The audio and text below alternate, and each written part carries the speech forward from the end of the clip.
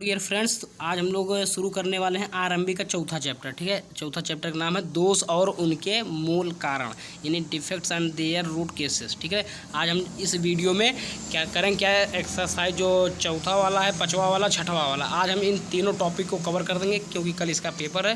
ठीक है, देखिए हम पहला वाला चैप्टर, दूसरा वाला चैप्टर और तीसरा वाला चैप्टर हम इसको अपलोड कर चुका हूँ। आप लोग पार्ट 1, पार्ट 2, पार्ट 3 करके देख सकते हैं। 3 पार्ट में ये 3 चैप्टर कवर किए हैं। अब 3 चैप्टर बचा है। टोटल आरएमबी में 6 चैप्टर थे, जिसमें से 3 चैप्टर हो चुका है। आज तीनों चैप्टर पूरा हो जाएगा। ठीक है, आज जो 3 चैप्टर है, तीनों चैप्टर को हम पूरा करेंगे। जैसा कि इसमें पहला क्वेश्चन, चलिए शुरू करते हैं। इसमें पहला क्वेश्चन है कि निम्नलिखित में से किसके लिए विस्तार योजना सबसे ज़्यादा उपयोगी रहती है।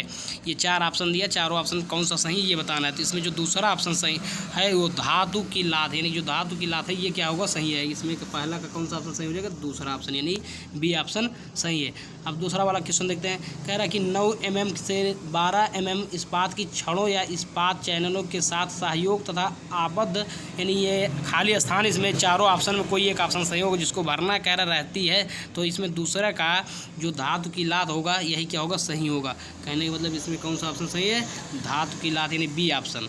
तो 9 mm से लेकर जो 12 mm की इस्पात की छड़ों या इस्पात की चैनलों के साथ सहयोग द्वारा आबद्ध होती है वो क्या होती है, कि धातु की लात होती है। अब तीसरा वाला ऑप्शन देखते हैं। कह रहा कि प्लास्टर करने के लिए लकड़ी की पट्टी, ऑप्शन ये खाली स्थान इसमें भरना से ली जाती है, जो कि पूर्णतया पक्की लकड़ी से ली जाती है। तो तीसरे में कौन सा ऑप्शन सही होगा, तो प्लास्टर करने के लिए लकड़ी की पट्टी लकड़ी की लात से ली जाती है। तो कहने का मतलब तीसरे का पहला ऑप्शन सही है, 3 का ए वाला क्या है, लकड़ी की लात। अब चौथा ऑप्शन देखते हैं। चौथा वाला कह रहा है कि का उपयोग अग्नि प्रतिरोधक निर्माण में नहीं होता है। इन चारों ऑप्शन में किसका प्रयोग लकड़ी के कह रहा कि अग्नि प्रतिरोधक निर्माण में नहीं होता है। तो चौथे का जो ए ऑप्शन यानी लकड़ी की लात, लकड़ी की जो लात होता है उसका हम अग्नि प्रतिरोधक निर्माण में नहीं करते हैं। तो 4 का ए ऑप्शन सही हो जाएगा, 4 का ए ऑप्शन लकड़ी की लात। अब पाँचवा वाला क्वेश्चन देखते हैं। कह रहा कि एक प्लास्टरिंग दोष जिसे बिल्डिंग की आंतरिक प्लास्टर सतहों पर विशेषता देखा जा सकता है। तो इसमें का पाँचवें का जो होगा वो प्लास्टरिंग सही हो जाएगा, यानी ये प्लास्टरिंग एक प्लास्टरिंग दोष है जिसे बिल्डिंग की आंतरिक प्लास्टर सतहों पर विशेषता देखा जा सकता है। तो पाँचवें का डी ऑप्शन सही हो जाएगा, पाँचवें का डी ऑप्शन प्लास्टरिंग ये हो जाएगा। अब छठा नंबर क्वेश्चन देखते हैं। कह रहा है कि पतली दरारों के विकसित होने की क्रिया को कहते हैं, जो दीवारों में पतली दरारें विकसित होती है उसको हम क्या कहते हैं, तो उसे क्रेजिंग कहते हैं। क्या कहेंगे, उसे क्रेजिंग कहेंगे, यानी कि 6 का बी ऑप्शन सही हो जाएगा, क्रेजिंग। सातवां क्वेश्चन देखते हैं। कह रहा है कि प्लास्टर बनाने तथा बिल्डिंग सामग्री में घुलनशील लवणों की उपस्थिति किसके कारण होती है। जो प्लास्टर बनाने तथा बिल्डिंग सामग्री में घुलनशील पदार्थ लवणों की उपस्थिति किसके कारण होती है। तो इसमें जो हो जाएगा, इसके कारण क्या होता है, फूलना हो जाता है, यानी फूलना इसमें किसके कारण होती है, तो फूलना के कारण। आठवां वाला देखते हैं। कह रहा है कि प्लास्टर सतह पर छोटे उभरे द्रव्यमान के बनने को क्या कहते हैं। तो 8वें में ये 4 ऑप्शन दिया है, पीलिंग, फ्लेकिंग, पफिंग, उसके बाद असमान सतह। तो 8वें का जो है बी ऑप्शन सही हो जाएगा, फ्लेकिंग, यानी कि कौन सा ऑप्शन सही हो जाएगा, फ्लेकिंग, यानी कि बी ऑप्शन सही हो जाएगा, 8वें का बी ऑप्शन सही है। ठीक है, 9वां क्वेश्चन देखिए। कह रहा है कि किसी सतह से प्लास्टर उखड़ने पर धब्बे बनने का कारण है। तो ये चारों ऑप्शन में क्या होगा, पॉपिंग है, फ्लेकिंग है, फिर पीलिंग है, कोमलता है। तो इसमें 9वां का सी ऑप्शन सही हो जाएगा, यानी पीलिंग। कौन सा इसमें सही होगा, 9वें का सी ऑप्शन सही है, पीलिंग। अब 10वां नंबर देखते हैं। 10वां नंबर में क्वेश्चन में कह रहा है कि प्लास्टर सतह पर शंक्वाकार छिद्र के बनने को कहते हैं। तो 10वें का ए ऑप्शन सही हो जाएगा, पपिंग, यानी कि ए ऑप्शन पपिंग ये। अब 11 नंबर देखते हैं। कह रहा है कि प्लास्टर सतह के कुछ बिंदुओं पर अत्यधिक नमी का कारण क्या होता है। तो 11 का बी ऑप्शन हो जाएगा, कोमलता। कोमलता के कारण जो है अत्यधिक नमी हो जाता है। तो 11 का बी ऑप्शन सही है। अब 12 वाला देखते हैं। कह रहा है कि जब प्लास्टर किसी धातु की सतह पर किया जाता है, जब प्लास्टर किसी धातु की सतह पर किया जाता है तो प्रायः क्या होता है कि इन चारों ऑप्शन में से कोई एक ऑप्शन सही होगा, जिसे हम बोलेंगे जंग के धब्बे। तो इसमें कौन सा ऑप्शन सही हो जाएगा, जंग के धब्बे। जब प्लास्टर किसी धातु की सतह पर किया जाता है तो प्रायः जंग के धब्बे को प्लास्टर सतह पर देखा जाता है। अब 13 नंबर क्वेश्चन देखेंगे। कह रहा है कि नींव किसी बिल्डिंग का, नींव जो होता है वो किसी बिल्डिंग का निचला भाग होता है या ऊपरी भाग होता है या बीच वाला, यानी कि मध्य वाला भाग होता है। तो 13 का जो हो जाएगा, जो नींव होता है वो किसी भी बिल्डिंग का सबसे निचला भाग होता है। तो 13 का कौन सा ऑप्शन सही हो जाएगा, ए ऑप्शन। अब देखिए 14 नंबर कह रहा है कि नींवों को प्रायः कितने भागों में वर्गीकृत किया जाता है, यानी कहने का मतलब इसमें 14 वाला में कौन सा ऑप्शन होगा। ऑप्शन दिया है पहला 1, फिर 2, 3, 4। तो जो नींवों को क्रमशः हम 2 भागों में डिवाइड किए हैं, यानी कहने का मतलब कौन सा ऑप्शन सही है, 14 का बी ऑप्शन। 15 नंबर देखिए कह रहा है कि निम्नलिखित में से कौन सी बिल्डिंग निर्माण में सबसे साधारण नींव कही जाती है। तो सबसे साधारण नींव कौन सी कही जाती है, तो 15 का डी ऑप्शन जो होगा वो हो जाएगा। यानी एकल नींव और पृथक नींव जो है ये दोनों क्या होता था, किसी भी बिल्डिंग निर्माण में सबसे साधारण नींव कही जाती है। यानी कौन सा ऑप्शन सही होगा, 15 का डी ऑप्शन, ए तथा बी दोनों होगा। यानी एकल नींव और पृथक नींव दोनों सही हो जाएगा। 16 नंबर देखते कह रहा कि जब किसी नींव को पूर्णतया तैयार कर तथा सुखा लिया जाता है तब उसके ऊपर ढांचा बनाना शुरू किया जा सकता है। ये कथन सत्य है या असत्य है, सत्य या असत्य कोई भी नहीं, कि हम कह नहीं सकते। तो 16 का ए ऑप्शन हो जाएगा। क्या, जब तक सुखा नहीं लिया जाता तब उसके ऊपर ढांचा बनाना शुरू करते हैं। कहने का मतलब जब किसी नींव को पूर्णतया तैयार कर तथा सुखा लिया जाता है तब उसके ऊपर ढांचा बनाना शुरू किया जा सकता है। तो ये कथन क्या कहलाएगा, सत्य कहलाएगा। 16 का ए ऑप्शन सही है। 17 वाला देखते हैं, कह रहा कि जब हल्के भार दीवार पर आते हैं या सुरक्षित बियरिंग दाब अधिक होता है तो किस नींव का उपयोग किया जाता है। तो 17 का इसमें बी ऑप्शन सही हो जाएगा। कह रहा कि साधारण स्ट्रिप कौन सा ऑप्शन सही हो जाएगा, साधारण स्ट्रिप। ये जो है 17 का बी ऑप्शन सही हो जाएगा, साधारण स्ट्रिप नींव। 18 वाला देखते हैं, करा स्तंभ तथा दीवारों द्वारा आने वाले विशाल भारों को संपूर्ण क्षेत्रफल पर वितरित करने के लिए किस प्रकार की नींव का उपयोग किया जाता है। तो 18 का सी ऑप्शन सही होगा। यानी राफ्ट और मैट दोनों प्रकार की चीज़ों का उपयोग करते हैं, यानी कि ए तथा बी दोनों सही हो जाएगा 18 का।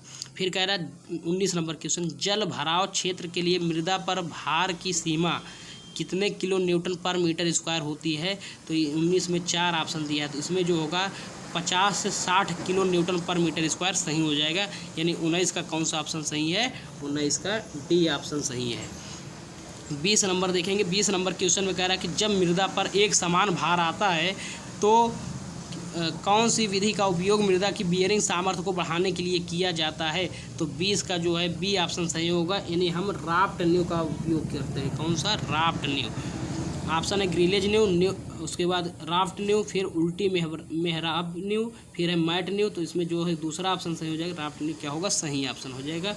21 ऑप्शन देखते हैं, 21 वाला क्वेश्चन देखते हैं।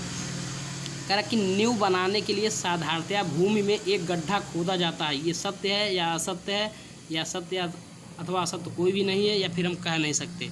तो 21 का क्या हो जाएगा, ए ऑप्शन सही होगा। नींव बनाने के लिए हम साधारणतया भूमि क्या करते हैं, गड्ढा खोदते हैं। यानी कौन सा ऑप्शन सही होगा, 21 का ए। 22 नंबर देखते हैं, 22 नंबर में कह रहा है कि सूखी मृदा के लिए विश्राम कोण का मान होता है, कितने डिग्री होता है, 10 डिग्री, 20 डिग्री, 30 डिग्री, 40 डिग्री। तो जो सूखी मृदा के लिए विश्राम कोण का मान होता है वो होता है 30 डिग्री होता है। कितना होता है, 30 डिग्री। यानी कि 22 का सी ऑप्शन सही है।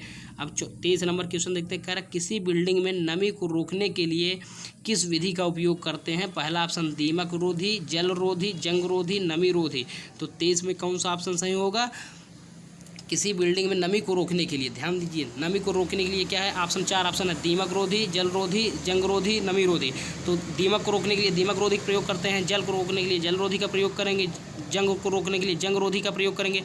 ऐसे यहाँ कह रहा है कि नमी को रोकने के लिए किस विधि का प्रयोग करेंगे, तो नमी को रोकने के लिए नमी रोधी का प्रयोग करेंगे। यानी कि 23 का डी वाला ऑप्शन सही है। ठीक है, 24 नंबर क्वेश्चन देखते हैं, कह रहा कि किसके कारण नमी ढांचे तक फर्श द्वारा पहुंचती है, बारिश के द्वारा, फिर दीवारों के द्वारा, या फिर भूमि से नमी की वृद्धि, या फिर संघनन के द्वारा। तो 24 का जो है सी ऑप्शन सही होगा, भूमि से नमी की वृद्धि। भूमि से नमी की वृद्धि के कारण क्या होता है कि किसी भी ढांचे तक, यानी किसी की भी ढांचे के फर्श तक पहुंच जाती है जो नमी होती है। अब 25 नंबर क्वेश्चन देखेंगे, कह रहा है कि छत की सतह की दीवारों की उजागर सतह पर कभी कभी क्या होता है कि पत्थर लगाया जाता है। छत की जो सतह की दीवार की उजागर सतह होती है उन पर कभी कभी पत्थर लगाया जाता है। यानी कि 25 में 4 ऑप्शन दिया है, मोर्टार दिया, प्लास्टिक सीट दिया, फैल्ड दिया, फिर पत्थर दिया है। तो 25 का डी ऑप्शन सही होगा। क्या हो जाएगा सही? पत्थर। अब 26 नंबर क्वेश्चन देखेंगे। कह रहा है कि अपने भार से 4.5% से कम पानी अवशोषित करने वाली या फिर वालों को नमी रोधक विधि में उपयोग किया जाता है। ईंटों या फिर मोर्टार या फिर पत्थर या सीमेंट कंक्रीट। तो 26 का ए ऑप्शन सही होगा। जो 4.5% से कम पानी अवशोषित करने वाली होती है तो उसे नमी रोधक विधि में उपयोग किया जाता है। तो 26 का ए ऑप्शन सही हो जाएगा। क्या हो जाएगा? ए ऑप्शन, ईंटों को। 27 नंबर क्वेश्चन देखते हैं। कह रहा है कि प्लिंथ सतह को नमी रोधक बनाने के लिए 1:2:4 के अनुपात में सतह पर प्रयोग किया जाता है। मोर्टार प्रयोग किया जाता है या फिर सीमेंट कंक्रीट, पत्थर या फिर ईंट। तो 27 का बी ऑप्शन क्या होगा? 27 का बी ऑप्शन यानी कि सीमेंट कंक्रीट। सीमेंट कंक्रीट का प्रयोग 1:2:4 के रेशियो के अनुपात में प्रयोग किया जाता है। 28 नंबर क्वेश्चन देखेंगे। कह रहा है कि पदार्थ काली पॉलीथीन जिसकी मोटाई 1 mm से लेकर 50 mm से बनाई जाती है। तो ईंट की बनाई जाती है कि पत्थर या प्लास्टिक सीट या फिर सीमेंट कंक्रीट। तो इसमें जो है प्लास्टिक सीट जो 1 mm से लेकर 50 mm काली पॉलीथीन जिसकी मोटाई क्या होती है 1 mm से 50 mm होती है, ये प्लास्टिक सीट से बनाई जाती है। तो 28 का सी ऑप्शन सही हो जाएगा, प्लास्टिक सीट। 29 नंबर देखें। कह रहा है कि किन कारणों द्वारा किसी बिल्डिंग की किसी दीवार की बाहरी सतहों पर नमी आ जाती है। खुली दीवारों की सतह के, वर्षा के या फिर मिश्रित या संघनन। उन्हें 29 का सी ऑप्शन सही हो जाएगा, मिश्रित के कारण। इन सभी कारण क्या होता है कि बाहरी दीवारों पर नमी आ जाती है। तो इसमें कौन सा ऑप्शन सही होगा? 29 का सी ऑप्शन यानी कि मिश्रित सही हो जाएगा। 30 नंबर देखिए।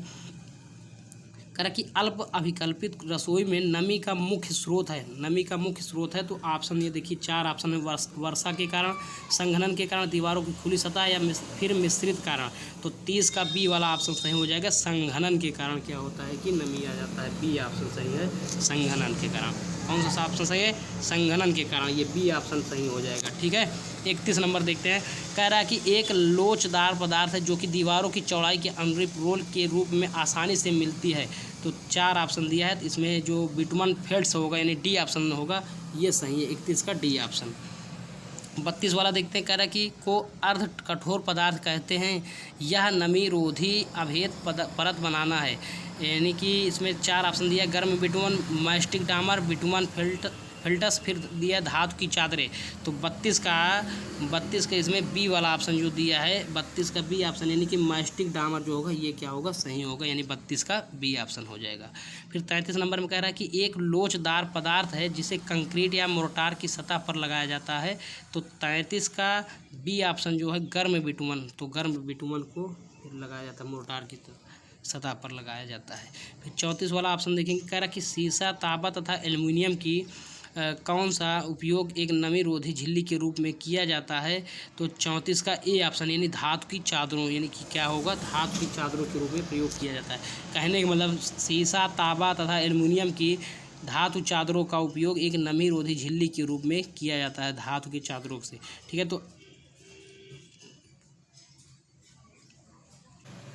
तो अब हम लोग शुरू करेंगे 5वां चैप्टर यानी कि मरम्मत, रखरखाव और संरक्षण के लिए सामग्री। चौथा चैप्टर में टोटल 34 क्वेश्चन तक करवा चुके हैं। अब हम एक्सरसाइज 5वां वाला करेंगे, materials for repair, maintenance and protection. ठीक है ना। तो इसमें टोटल 40 क्वेश्चन, 34 क्वेश्चन इसके पहले करवा दिए।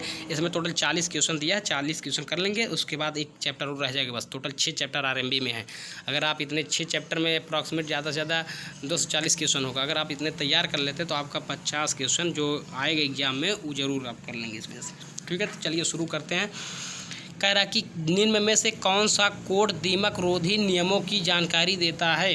तो इसमें 4 ऑप्शन दिया है। IS 6835, IS 6313, फिर IS 5886, फिर IS 5658 तो इसमें से कौन सा ऑप्शन सही हो जाएगा? तो 1 का बी यानी IS 6313 जो होता है वो देता है दीमक रोधी नियमों की जानकारी देता है। तो 1 का बी ऑप्शन सही है। ठीक है। दूसरा वाला देखते हैं। कह रहा है कि ढलाव वाली छतों में रिसाव का क्या कारण है? तो आसमान ढलान की अनिर्मित छत तथा छतों के जोड़, तेज हवाएं या छतों पर अवसाद। तो जो दूसरा का सी ऑप्शन सही है वो सही हो जाएगा। तेज हवाओं के कारण क्या होता है कि छतों पर रिसाव होता है। यानी 2 का सी ऑप्शन सही है, तेज हवाएं। तीसरा क्वेश्चन देखते हैं, कह रहा दीमक रोधी पदार्थों में हेप्टाक्लोर रसायन की सांद्रता का भार होता है कितने % होता है? तो ये 4 ऑप्शन है, 0.50%, फिर 0.10%, फिर 0.30% और 0.20%। तो 3 का जो ए ऑप्शन है यानी कि 0.50%, ये क्या होगा? सही ऑप्शन है। अब देखते हैं, डेसिकेंट वह रसायन है जो कि किसके कारण हटाया जाता है? नमी हटाने के लिए होता है, नमी बढ़ाने के लिए होता है, ए तथा बी दोनों, या इनमें से कोई नहीं। तो 4 का बी क्या होगा? नमी बढ़ाने के लिए। जो डेसिकेंट वह रसायन है जो कि नमी बढ़ाने के लिए प्रयोग किया जाता है। तो 4 का बी ऑप्शन सही हो जाएगा। 5वां वाला देखते हैं, कह रहा है कि एक इमारत में रहने वालों को आराम देने के लिए प्रयोग किया जाता है AC, HVAC या फिर रोशनदान या फिर HAC।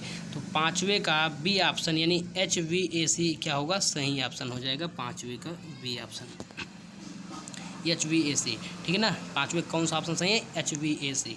अब 6ठा नंबर क्वेश्चन देखते हैं, कारण निम्न में से कौन सा कोड लिफ्ट के बारे में जानकारी देता है? तो जो 6वां का सी ऑप्शन है यानी कि IS 14665 यानी 14665, ये क्या होता है? लिफ्ट के बारे में जानकारी देता है।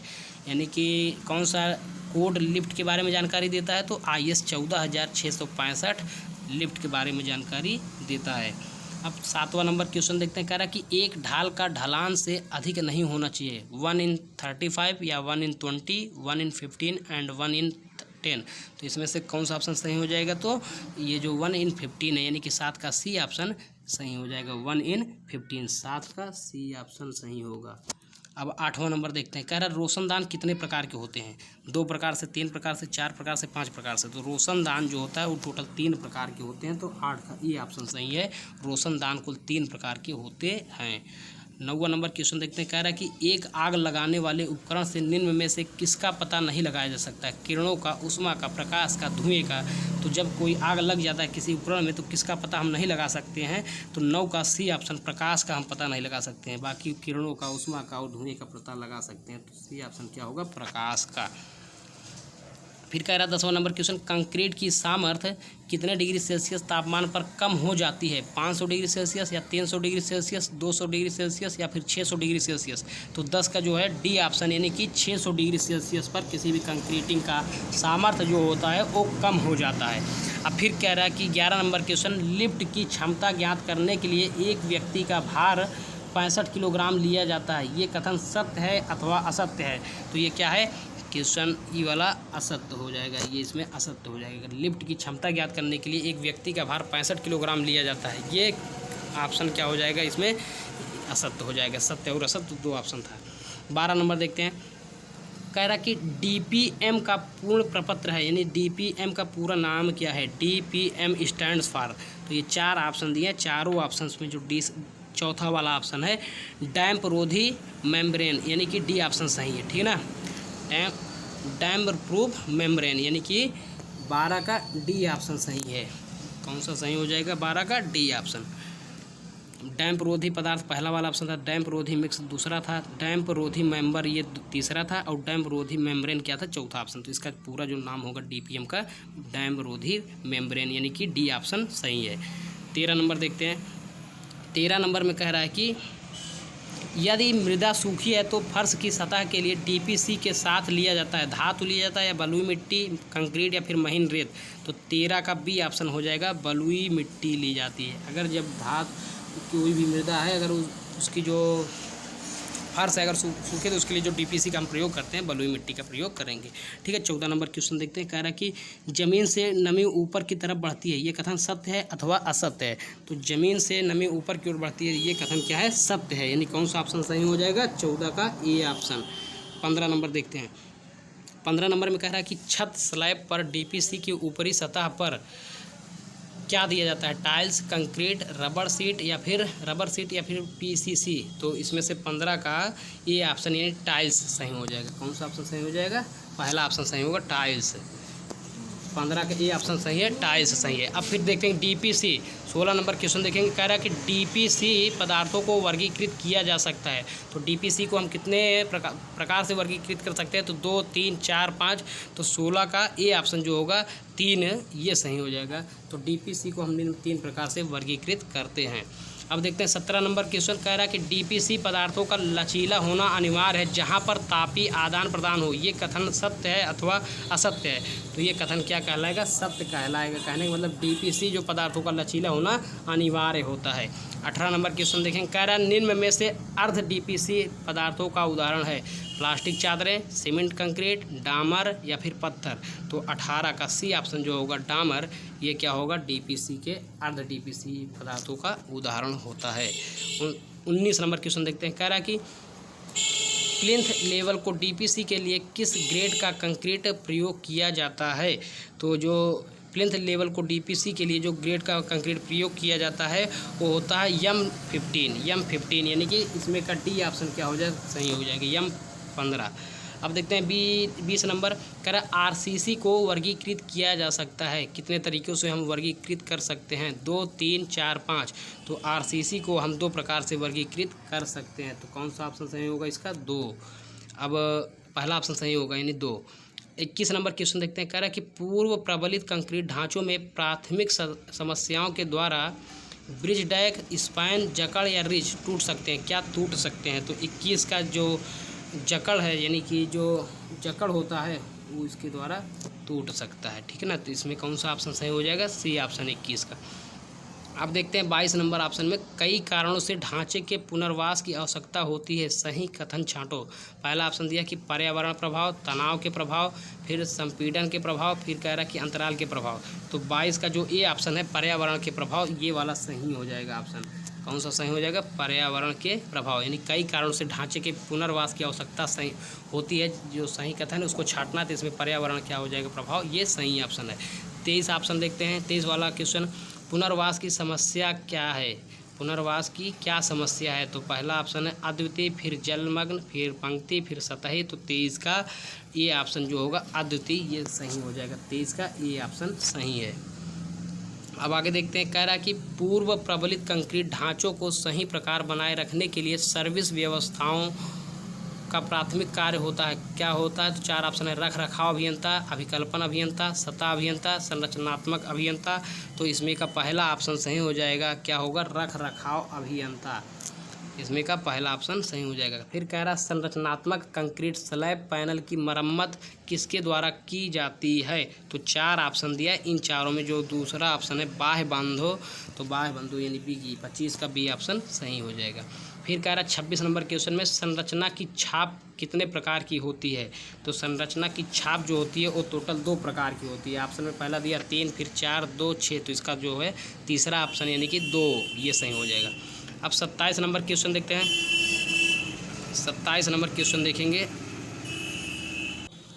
27 नंबर में कह रहा है कि संरचनात्मक अवयवों के परीक्षण की गहनता से जांच किसके द्वारा होती? लघु जांच, सामान्य जांच, प्रमुख जांच, उल्टी जांच। तो 27 का जो इसमें सी ऑप्शन है प्रमुख जांच, तो ये क्या हो जाएगा? प्रमुख जांच, ये सही हो जाएगा ऑप्शन सी ऑप्शन 27 का सही है। फिर 28 नंबर क्वेश्चन देखते हैं, कह रहा है कि पूर्व प्रबलित कंक्रीट संरचनाओं में संकट का संकेत किसके द्वारा प्राप्त होता है? तो 28 का ए ऑप्शन यानी कि सतही दीवारों, सतही दरारों के द्वारा होता है। क्या हो जाएगा इसमें? सतही दरारों ऑप्शन सही हो जाएगा। कह रहा 28 नंबर क्वेश्चन में पूर्व प्रबलित कंक्रीट संरचनाओं में संकट का संकेत किसके द्वारा प्राप्त होता है? तो सतही दरारों के द्वारा हम पता कर सकते हैं। 29 नंबर क्वेश्चन देखेंगे, कह रहा है कि पूर्व प्रबलित कंक्रीट संरचनाओं में जांच के लिए परीक्षण उपकरण उपयोग में लाते हैं। तो इसमें 4 ऑप्शन दिया, 4 में यानी जो इसका पहला ऑप्शन है विकृति प्रमापक, ये क्या होगा? सही ऑप्शन होगा। 29 का ये ऑप्शन सही है। अब देखते हैं 30 नंबर में। 30 नंबर कह रहा है कि पचोमीटर का उपयोग किसके पता लगाने में किया जाता है? तो ये 4 ऑप्शन है, इस्पात प्रबलन, एल्युमिनियम प्रबलन, तनाव प्रबलन, फिर सतह प्रबलन। तो 30 का ए ऑप्शन क्या हो जाएगा? सही हो जाएगा, यानी इस्पात प्रबलन। 30 का ए ऑप्शन सही है। फिर कह रहा है पुल जिसकी ऊंचाई 10.7 मीटर से अधिक हो तथा पानी की सतह के कारण इसे नीचे से नहीं जांचा जा सकता, तो जांच कार्य के लिए कौन सा उपकरण उपयुक्त रहेगा? तो 31 का सी ऑप्शन जो होगा बैरन स्नूटर वाहन, बैरन स्नूटर वाहन यानी कि सी ऑप्शन सही हो जाएगा। जब कोई भी पुल 10.7 मीटर से अधिक लंबी हो और नीचे क्या हो, नीचे से हम नहीं जांच सकते, तो हम बैरन स्नूटर वाहन के द्वारा क्या करेंगे? उस पुल की जांच करेंगे, ठीक है। तो इसमें 31 का कौन सा ऑप्शन सही है? C option. अब 32 का देखते हैं। 32 में कह रहा है कि डोरमेंट दरार जिसकी चौड़ाई 1 मीटर से ज़्यादा है किसे उपयोग करना किफ़ायती रहेगा? एपॉक्सी रेजिन, ग्राउंटिंग, तनाव रेजिन। यानी 32 का बी ऑप्शन जो होगा ग्राउंटिंग, ये क्या हो जाएगा? सही हो जाएगा। 32 का बी ऑप्शन ग्राउंटिंग। फिर कह रहा है कि 33 नंबर परिस्थितियों के अनुसार तथा उपयोगिता पर आधारित सीलेंट कितने प्रकार के होते हैं? तो 33 का जो 3 है ये सही हो जाएगा। 3 प्रकार के होते हैं। परिस्थितियों के अनुसार तथा उपयोगिता के आधार पर जो सीलेंट होते हैं टोटल 3 प्रकार के होते हैं। तो 33 का ये ऑप्शन सही है। अब 34 नंबर देखेंगे। 34 नंबर देखते हैं। कह रहा है कि टूट फूट को कितने प्रकार में वर्गीकृत किया जा सकता है? ऑप्शन पहला है 1, फिर दूसरा 2, तीसरा 3 और चौथा 4। तो जो टूट फूट को हम निम्न 3 प्रकार से विभाजित कर सकते हैं। तो 34 का सी ऑप्शन सही है। 34 का सी ऑप्शन सही है, 3 हो जाएगा। अब 35 नंबर क्वेश्चन देखते हैं। कह रहा है कि पूर्व प्रबलन के अधिक होने के कारण होने वाली तनावी दरारों के लिए कौन सी विधि उपयुक्त रहती है? तो 35 का जो ए है यानी कि पूर्व भारित विधि जो है ये उपयुक्त रहती है। तो 35 का ए ऑप्शन सही हो जाएगा, पूर्व भारित विधि। अब 36 नंबर देखेंगे। कह रहा है कि कंक्रीट के वितरण के लिए जो कौन सी विधि अनुकूल रहेगी? कंक्रीट के वितरण के लिए कौन सी विधि अनुकूल रहेगी? तो इसके लिए 4 ऑप्शन दिया, एलाइन, वक्री और रेखी और मोड़ना। तो 36 का जो सी ऑप्शन है रेखी, ये क्या है? सही है। यानी कंक्रीट के वितरण के लिए हम रेखी विधि क्या रहेगी? अनुकूल रहेगी। तो 36 का सी ऑप्शन सही है। 37 नंबर क्वेश्चन देखते हैं। कह रहा है कि कंक्रीट के प्रतिरोध में नगण्य माना जाता है। कंक्रीट के प्रतिरोध में नगण्य माना जाता है तनाव, संपीड़न, अपरूपण, टूट-फूट। तो 37 का जो ए ऑप्शन है तनाव जो होगा वो क्या होता है? नगण्य माना जाता है। 37 का ये ऑप्शन सही है। 38 नंबर देखते हैं। कह रहा है कि अनुकूलता के अनुसार विकृत विधि में कितने चरणों की आवश्यकता होती है? तो ऑप्शन दिया है 4, 7, 10 और 6। तो अनुकूलता के अनुसार विकृत विधि में टोटल 6 चरणों की आवश्यकता होती है। तो कहने का मतलब 38 का डी ऑप्शन क्या है? सही है। 39 नंबर देखते हैं। किसने ग्राफी अनुकूल विधि को सुझाया था? कानेट या मोर्स या फिर लेन या फिर मुसी? तो 39 का बी ऑप्शन जो मोर्स थे क्या किए थे? वो अनुकूल विधि को, ग्राफी विधि द्वारा अनुकूल विधि को सुझाया था यानी समझाया था। अब 40 नंबर देखते हैं। क्वेश्चन कह रहा है कि अल्प प्रबलित खंडों की असफलता में कितने प्रतिशत तनावी विकृति मानी जाती है? तो पहला ऑप्शन है 0.7%, फिर दूसरा 0.5%, तीसरा 0.4% और चौथा 0.2%। तो इसमें जो 40 का सी ऑप्शन होगा यानी 0.4%, ये क्या है? सही है। ठीक है। तो आज के इस वीडियो में हम क्या किए हैं कि चौथा और 5वां वाला चैप्टर कंप्लीट किए हैं। अब केवल एक चैप्टर रह गया, इसको भी हम आज कंप्लीट कर देंगे। अभी आपको टोटल 5 चैप्टर थे, 5 चैप्टर के क्वेश्चन करवा चुके हैं। 5 चैप्टर में मिला के अप्रॉक्सीमेट 180-90 क्वेश्चन हुआ है। ठीक है ना, इतने क्वेश्चन हुए हैं, सभी करवा चुके हैं। अब आप लोग क्या करिए, इसको जल्दी से स्पीड तेज करके देख सकते हैं। ठीक है, कल एग्जाम है। Thanks for watching. अगर अच्छा लगे वीडियो को तो वीडियो को लाइक करें और शेयर भी करें।